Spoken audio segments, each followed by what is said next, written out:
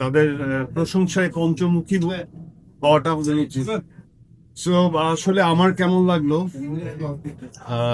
আমার কাছে মনে হয় যে খুব সিম্পলি এক্সিকিউট করা একটা গল্প, খুব জীবনের খুব কাছাকাছি এবং কোনো এক্সাজারেশন নাই।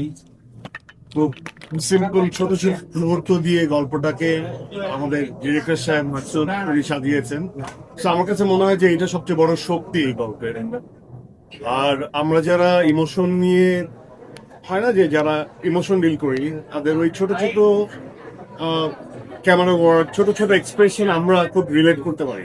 তো আমার কাছে প্রথম ভালো লাগার বিষয় হচ্ছে খুব সাটল ওয়েতে খুব সুন্দরভাবে স্টোরিটাকে পোট্রে করা হয়েছে, কোনো এক্সপ্লোরেশন ছিল। 2 নম্বর, যারাই পারফর্ম করেছে খুব পরিচিত মুখ, এবং আমাদের কাছে সবাই খুব পরিচিত। তো আমরা সবসময় খুব পরিচিত মুখদের কথা বেশি বলি। মেজাবিন আমার কলিগ, আমার কাছে কিরকম লাগে, আমার কাছে খুব বেশি চেঞ্জ লাগে। তবে হ্যাঁ, বয়সের সাথে সাথে, অভিজ্ঞতার সাথে সাথে মানুষের মধ্যে কামনেস আসে, এবং পারফরমেন্সের খোদা যারা পারফর্মার নিজেদেরকে দাবি করে, তাদের পারফরমেন্সের ধার আরো বেশি তীক্ষ্ণ হয়। তো সেই জায়গাতে আমার মনে হয় যে এটা যদি নাটক হতো তাহলে অনেক চোখের পানি আমরা দেখতাম।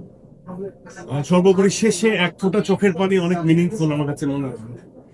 তো এই যে স্ক্রিপ্টিং এবং পোর্ট্রেশন, ইটস টোটালি ডিফারেন্ট। এবং আমার মনে হয় যে একটা ভালো গল্প একজন পারফর্মারকে আরো পরিণত করে তোলে।